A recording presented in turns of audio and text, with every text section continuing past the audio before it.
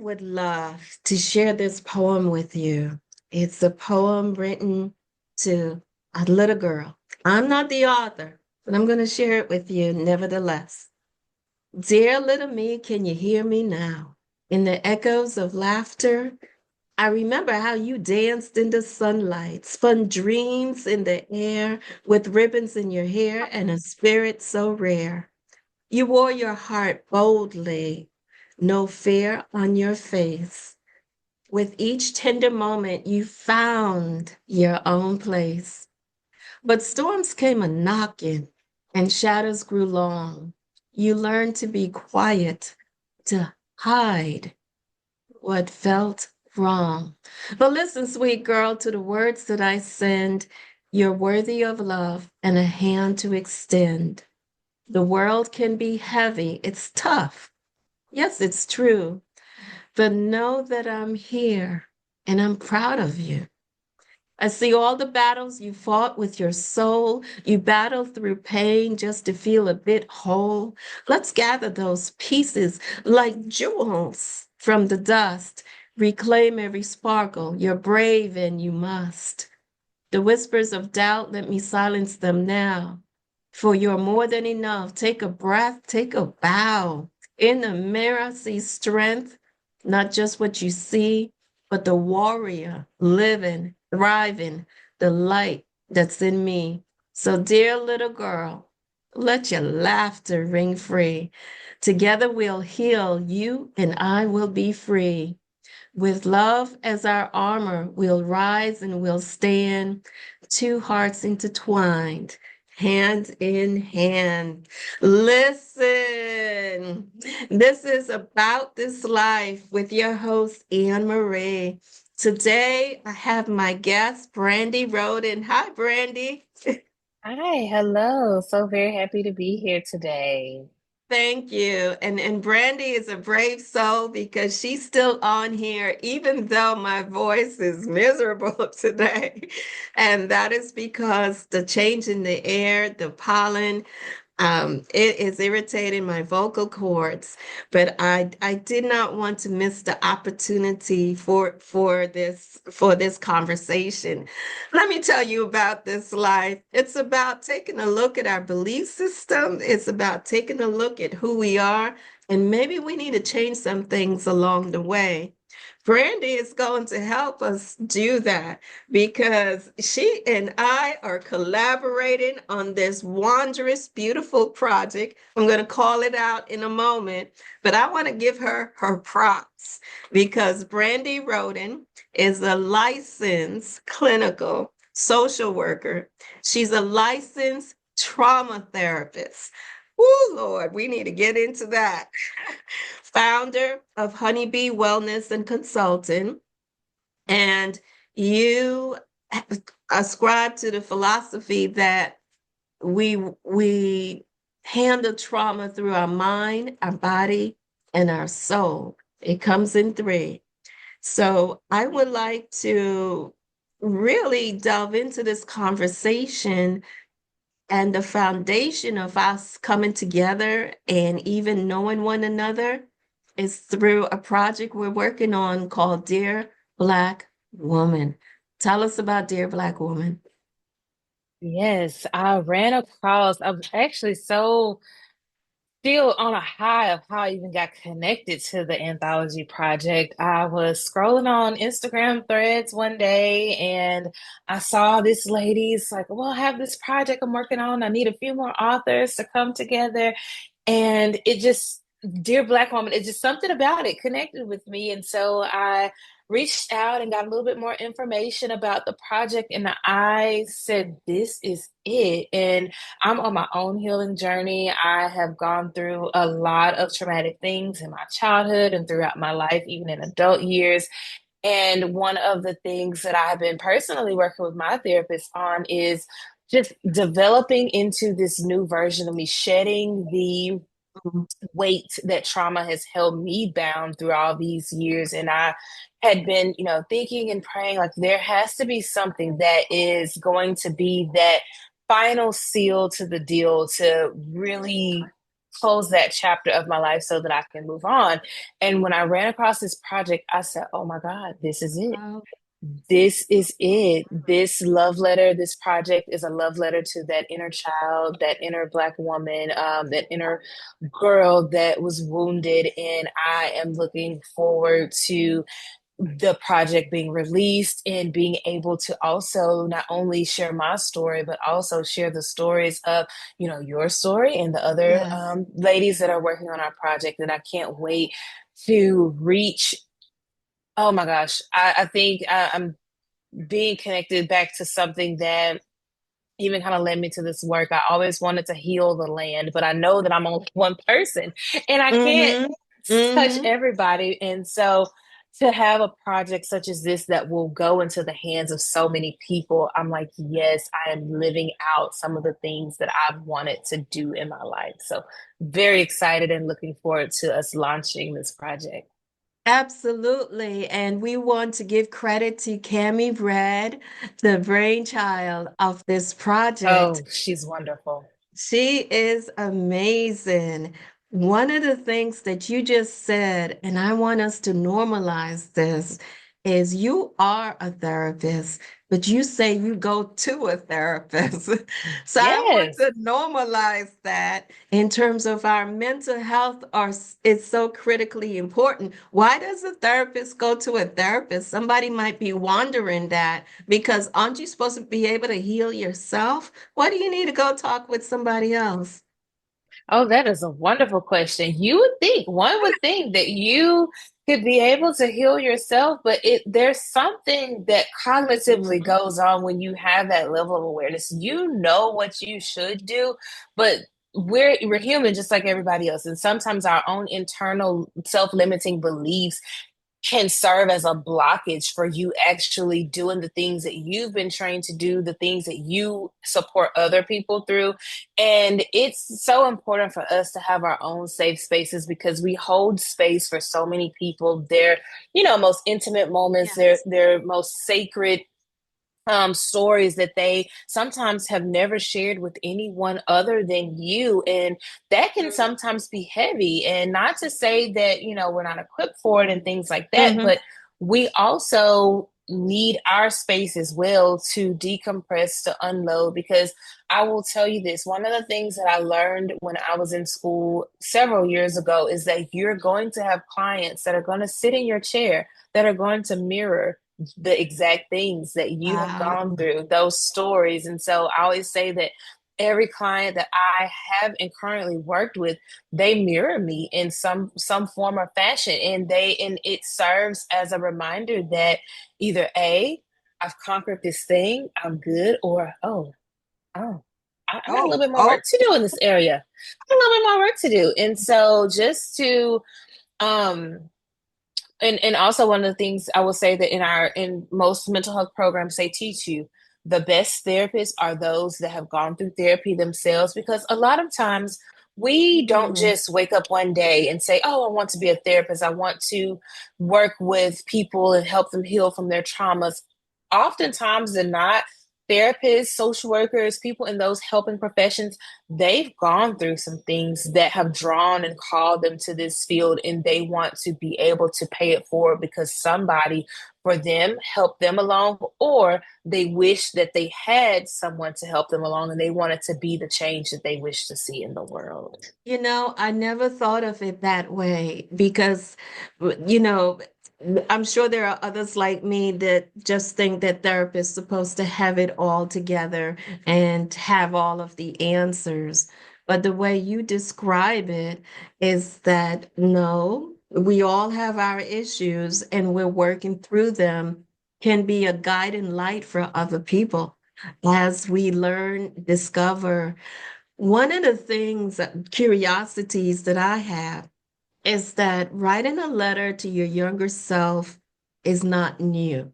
It's not a new concept. Other people have done it before.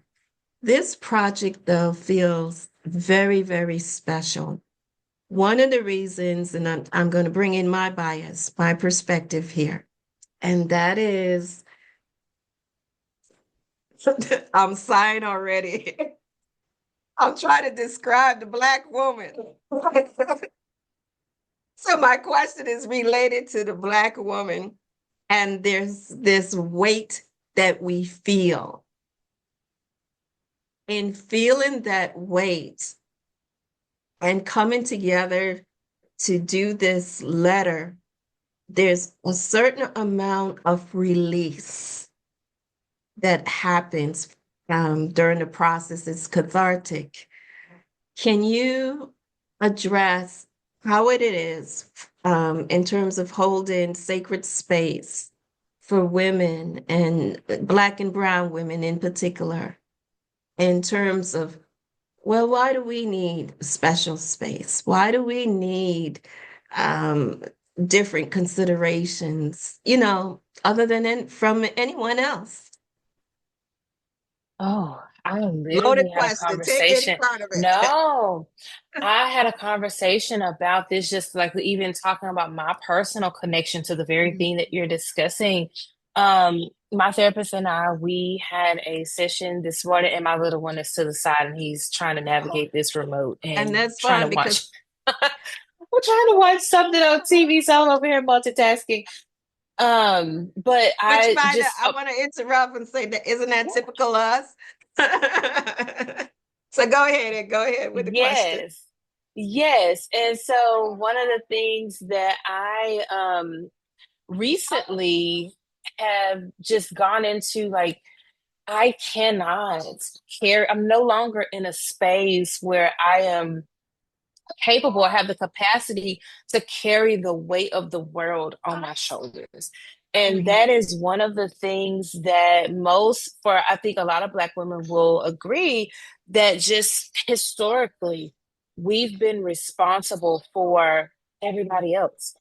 Yes. Thinking back to slavery, we took care of our own, not only our children, but other people's children, those that looked like us, those that didn't look like us. And we were just responsible for everything, cooking the food, taking care of our men, just everybody. And there was, little poured back into us. And generationally, those things are poured, those things have been passed down. And I don't necessarily think over time it's been intentional, but Right. our ancestors have taught us this is just how it is. This is what we knew to do. This is what my mama did. This is what her mama did, and her mama and her mama. And those things, and I even see it now, like with my own grandmother. She sometimes will have conversations with us and say things like, "That's just what we have to do." And my sisters and I, we challenge her on those things, and we say, "No, you don't have to." And help, even in her, she's in her mid 70s. We're helping her to unlearn that it's okay to put you first. And I think I just even, someone who is the baby of her siblings. So she's mid 70s. So just imagine her parents living, years and years before, and watching certain things, and being raised a certain way, to see her thought processes develop even, in her Mm. 70s, to know that it's okay to take care of me. And I think that people don't quite understand that our lived experiences are so unique. Yes, other people go through some of the same things, but for us, it's different because everybody is always looking at the Black woman to fix, to help, to mold, to Yeah. shape, to teach, to do all of the things. We do And all things. we do everything. And I think just having a unique space for us to take that cape off, it's Mhm. nothing like it. It's nothing like it. And sometimes we're not Absolutely. aware of how heavy it is until we begin to shed some of those layers. I know for Yes. me personally, I didn't realize the weight of everything that I was carrying until I began to shed some of those things. And I told my therapist today, I said, I feel so light, but this is an unfamiliar feeling to me. And though it is uncomfortable because I'm not used to it, I'm honoring the space that I am in, and I am sitting with that and sitting You in are that. sitting with that. Hi, Mhm. baby. Have my AirPods in. He can't hear you. So, because Oh, okay. he'll take over the podcast. He As will. He's children such a do. Children Yes. always do. Yes. I love it. I love it. And so this is how we do multitasking. So once again, I'm just grateful for you because you can hear the raspiness in my voice. So I'm just even grateful that you're here with me. There's a term I recently learned, and that term is shadow work. And I'm wondering if you can help clarify for our listeners, what is shadow work? Well, what are we looking for when we're looking for shadows? Is it our shadow, somebody else's shadow? What does shadow work mean? To me personally, Hmm. and for my shadow work practitioners, don't get me if I get this wrong, if I don't quite hit all the marks. But what that means to me, especially in my work that I've done in the work and in the work that I've supported other Black and Brown women through, it's literally looking into those once dark spaces, those spaces that you have been afraid to navigate, that you've kind of suppressed or put to the back burner because it's just been too heavy or too overwhelming to address. It's disrupting some of those um limiting beliefs, some of those doctrines that have been ingrained in us by other people. Because sometimes, and you actually said something that many people don't even think about when we're talking about healing, when we're talking about doing our work, is this the shadows of other people?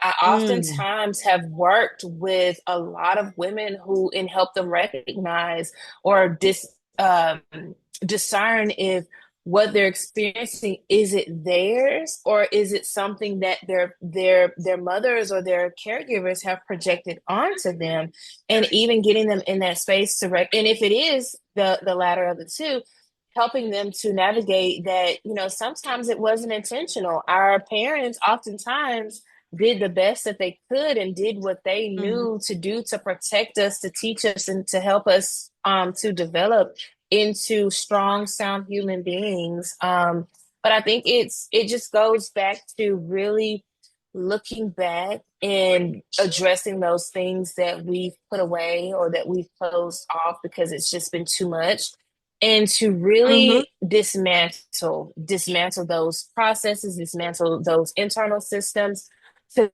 be able to step into a new version of yourself that is no longer held bound by those things. Because with trauma, and I won't go on a tangent about this, but trauma lives in your body. It is a very much so a nervous system process. So when a trauma happens, there's actual chemical changes that happens in the brain, and what's in the brain is in the body by way of the nervous system. And for some people, they may not remember details of what happened to them, but the body remembers. And so Hmm. that's why some people encounter certain situations and they experience the heart palpitations or their body tingles, and they might not know what it's connected to, but they know that it's connected to something. And some of the work that I do with the ladies that I work with, is a modality called brain spotting, and it's a sister Mm. modality to EMDR. And what we're taught in that modality is we don't necessarily have to know. So when we're doing our deep trauma processing, that is a process where they don't necessarily have to speak, but they're going off of what they're experiencing in their bodies and what their body is telling them.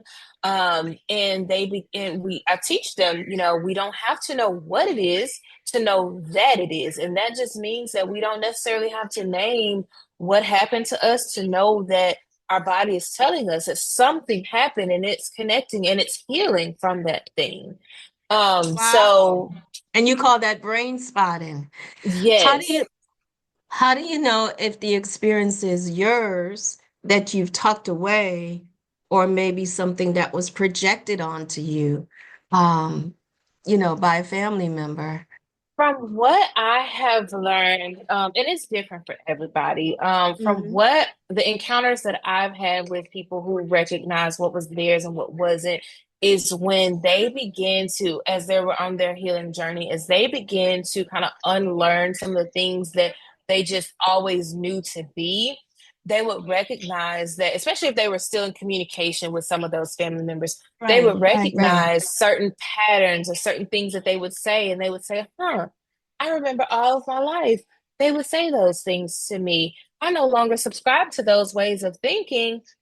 That really wasn't necessarily something that I developed. Like, I can't even remember something happening to me that made Hmm. me begin to feel this way. I only felt that way because I was told to feel these ways. Like when it comes to mistrust of certain systems or certain people. And it all kind of goes back to generational trauma. There's this book, and I'm forgetting the author's name right now. I've been Okay. in session all day, and my brain is slipping me, but there's this book that's called It Didn't Start With You. And that is a book that's all Mm-hmm. about intergenerational trauma. And it talks about, what happened to the people that came before you. And again, like I said, trauma is something that chemically changes the brain and the body, which essentially can shift and change your DNA. And that's how it gets passed down. So, what Wow. happened to your mother happened to you. What happened to her mother happened to her, which essentially then happened to you. Wow. Wow. I had a bizarre thought, a creepy thought. I was thinking about the movie The Exorcist. That just came to mind. And I'm thinking, well, exorcism is a real thing, man, because you want to get all these negative memories out of your body, out of your mind. How does it pass down in your soul? How does it impact your soul then? I think for some people, they become disconnected. And again, I'll be transparent here. I do not have answers. But for some people, just the encounters that I've had, they begin to have a disconnect with that spiritual part of themselves, that soul part of themselves. And oftentimes it is due to people weaponizing religion or certain spiritual practices and Hmm. things like that. And they begin to develop their own belief system that sometimes doesn't go in harmony with their minds and their bodies. And so, kind of helping them find their way back to whatever spiritual beliefs that they identify with. That's Hmm. kind of how I think that it gets passed down from a spiritual soul level. Absolutely. And I have a fan crush on one of your colleagues, somebody in your field. Her name is Dr. Tamar Bryant. Oh my God, I love her. Psychologist, therapist, um, minister, and her brother happens to be the famous Jamal Bryant. But Dr. Thema Bryant, who she has the book Matters of the Heart and Homecoming, as well as the podcast. And she speaks exactly what you just said, that somewhere along our lives, we became disassociated with ourselves. Somebody told us not to think that way, not to believe that, don't say anything. And so who we are was very much suppressed so that we don't recognize who we are any longer. And her philosophy is about coming back to ourselves, kind of like collecting those jewels we were talking about in the poem I read. These letters are coming back to ourselves. In Yeah. what way did this letter bring you back to yourself, to that little girl? Yes. So even before getting to the point of this letter, I had been doing some work with she's a licensed therapist, but she's also a trauma coach as well. Hmm. And she does things that on a spiritual level, and I have been working with her, and she helped me to begin to really uncover some of these layers that I had processed in therapy but needed to go a little bit deeper in a spiritual sense.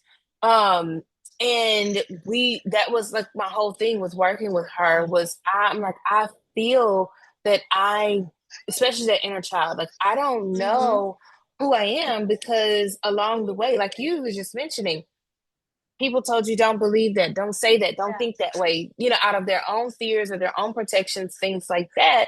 And she had me do a series of inner child meditations where I got to meet my younger self. And for Hmm. me, most of my traumas occurred when I was between the ages of 7 and 10. And so that version of myself is who would always come up in my meditations.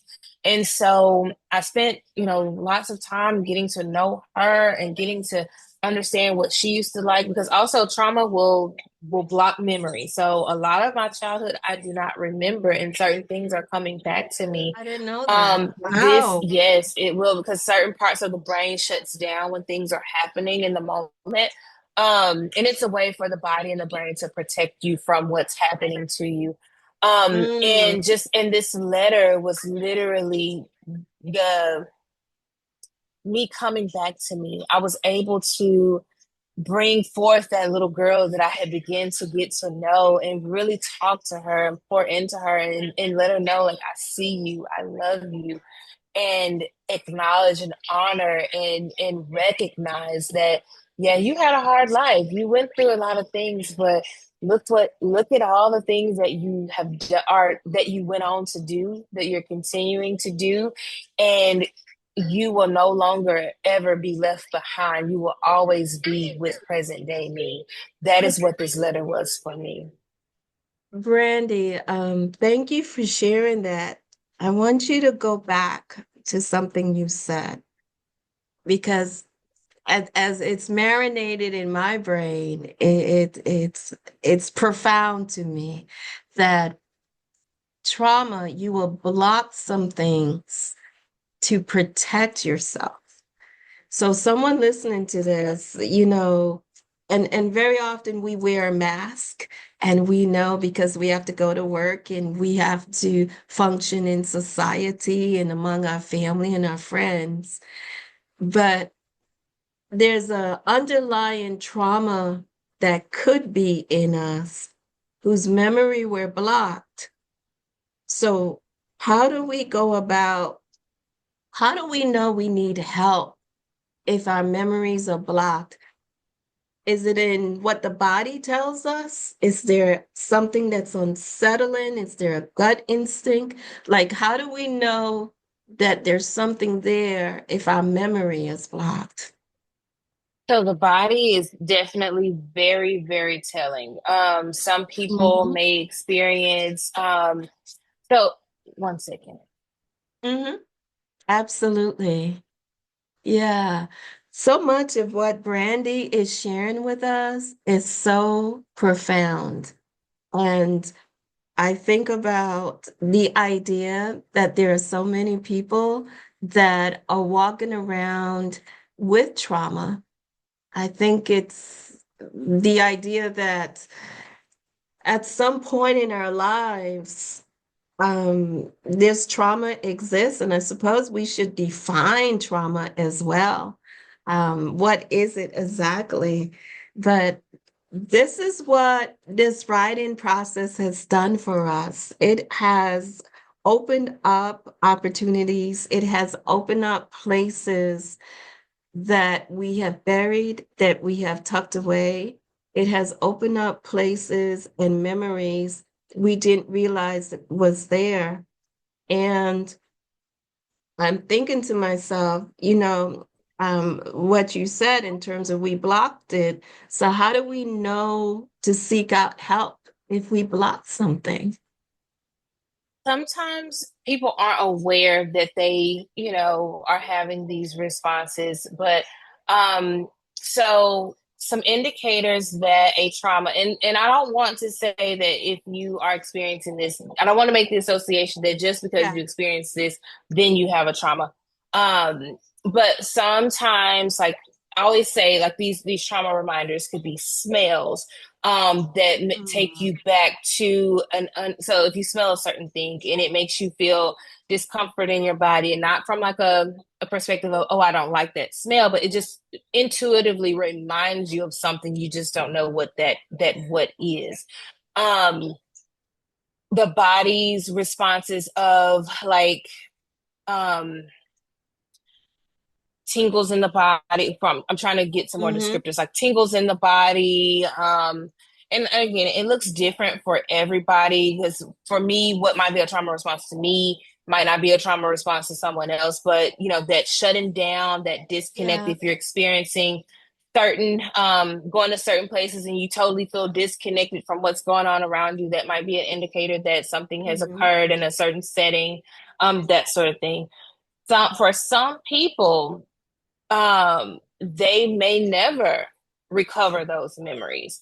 Mhm. And I would say, and I don't want to say that if they never recover those things, that it's a bad thing, because some things may be better left To the unsaid. grave, right? Yep, better left unsaid. But especially if it's not impacting you in a way that's causing dysfunction in your life, things like that. Because we all have experienced some form of trauma, whether it's, small or big, and who's to say what small or big, that's up to the person.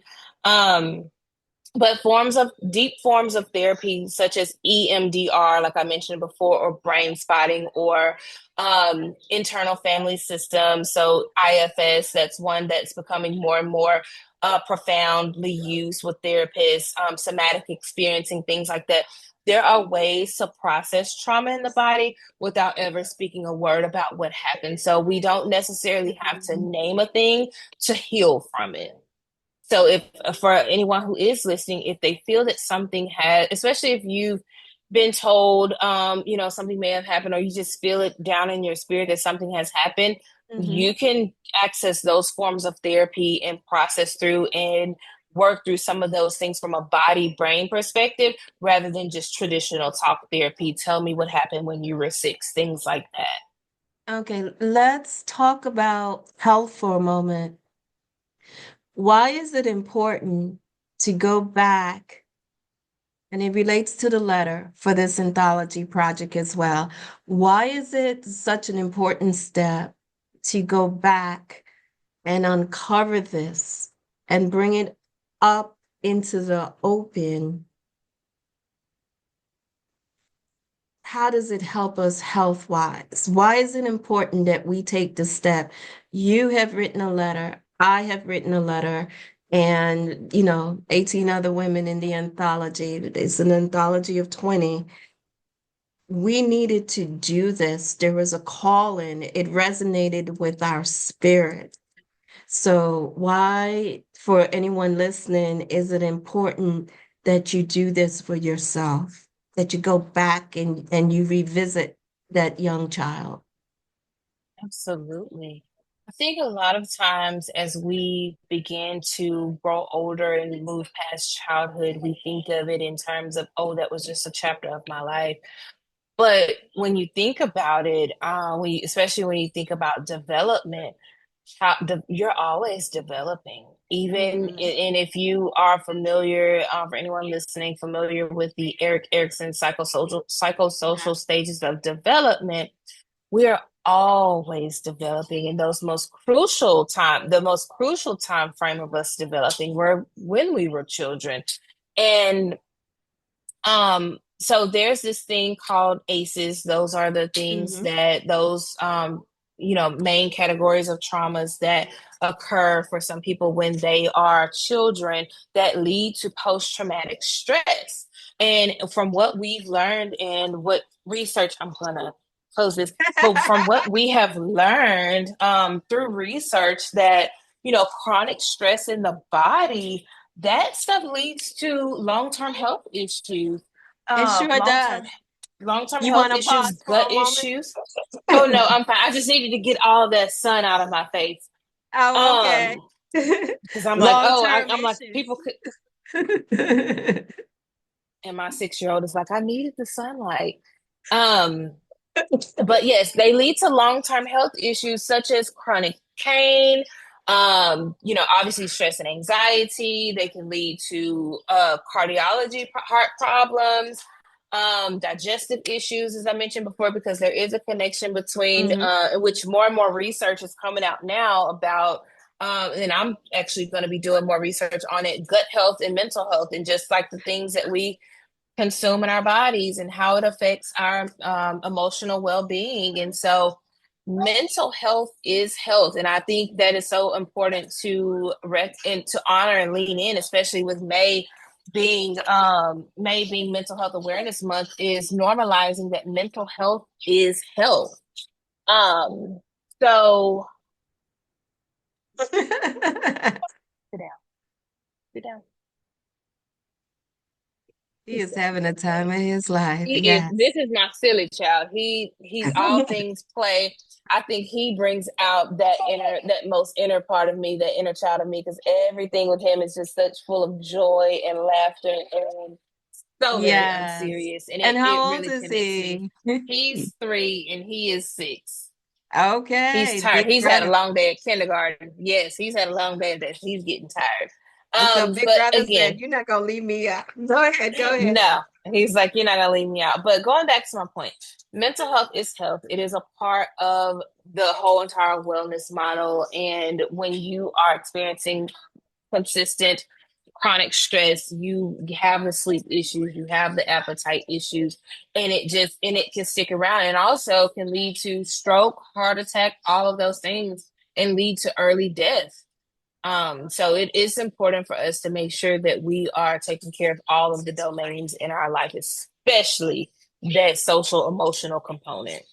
So what I'm hearing you say is that if you're experiencing depression or anxiety, that it might not, the precipitating event might not be recent. It could possibly be something that's long standing. That's another gem. That's another important thing to know. Talk to us. You founded Honeybee Wellness and Consulting. That's another one Yes, of your babies. So Honeybee, yes. talk up to us about Honeybee. Yes, Honeybee Wellness and Consulting is a Black woman owned, Black woman led. I have a team, it's a team of 3 of us. We are physically located in Memphis, Tennessee. I personally am licensed in Texas, Tennessee, and Mississippi. Mhm, We primarily support African American women and teens who are experiencing different life transitions. Ultimately, when you said something about homecoming, about coming back to yourself.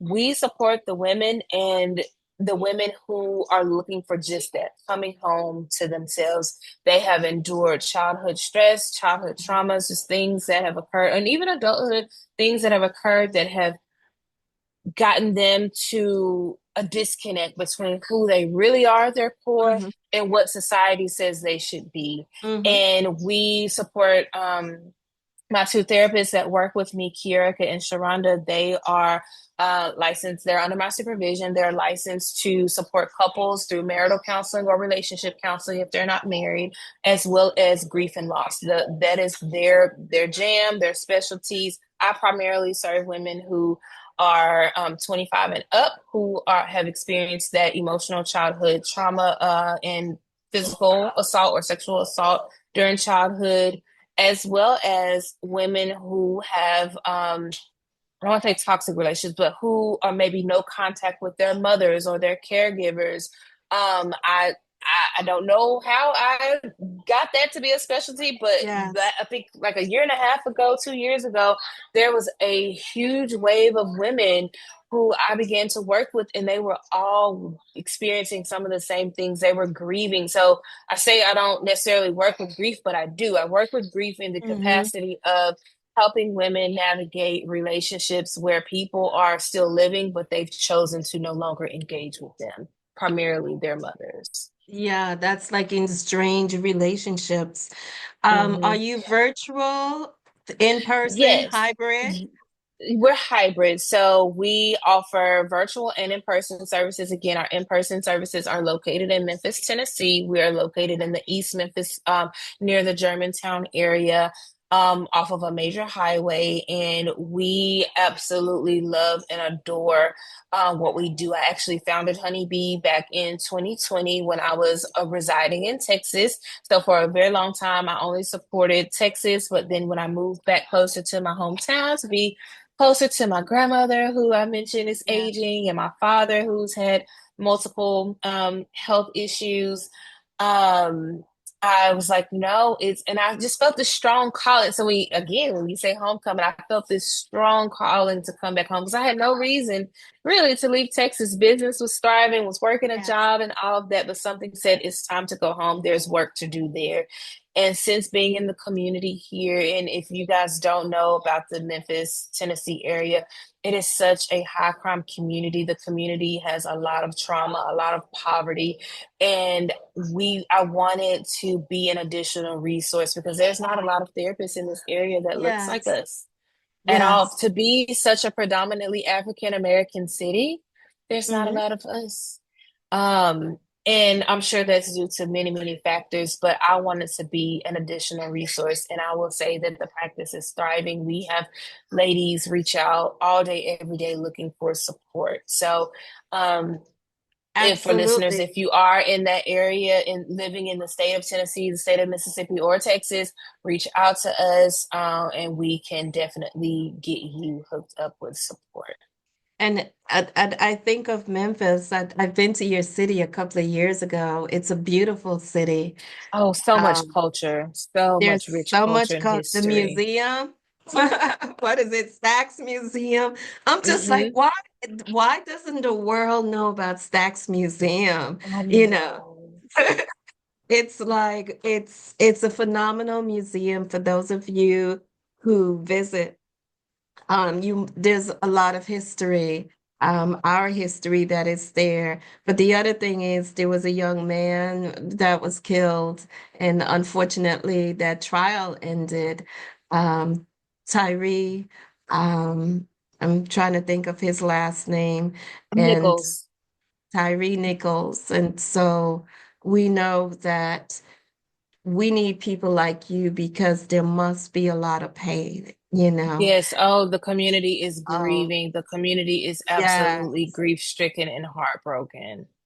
absolutely. And, we watched some of the video around the time when it first happened about a year and a half ago or two. And for him to call his mother, um, going, going back again, once again, that's an amen moment. So, Brandy, I want to thank you for having this conversation and leaning into the work of a therapist and to normalize the idea that at some point in our lives, to change that belief, oh, I don't need to go talk with someone. Yes, we do. Life be life, and as they say, Life be life. and it's so much to process.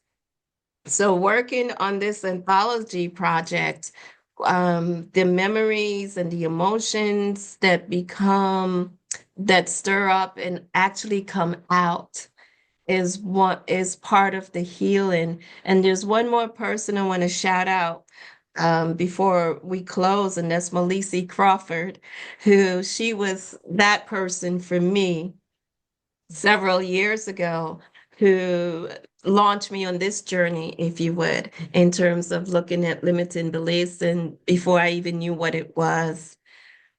I want to throw out a word to you, and then I just want you to respond to it, and then we'll close with that comment. And that word is whole. What does it mean to be whole? Mhm. What it means to be whole is to first acknowledge what's missing and to access things, people, places that that fills in those missing pieces. For me personally, what it means to be whole is to achieve harmony and balance with my mind, body, and soul. And there are times where it's off balance, and I recognize it. I'm like, oh, not feel. I wouldn't say whole, but not feeling together. Which for me, again, you just summed it up Mm, in one word: wholeness. And so definitely making sure that we are mentally pouring back into ourselves, physically pouring back into ourselves, emotionally and spiritually pouring back into ourselves. No matter what your spiritual beliefs are, those components are important to achieving wholeness. So recognizing what's missing, and then you taking charge of refilling those missing pieces. Taking responsibility for our own lives. So, Brandy Rhoden, it has been a pleasure to have this conversation with you. This is about this life where we're changing our lives one day at a time. Take care, everybody.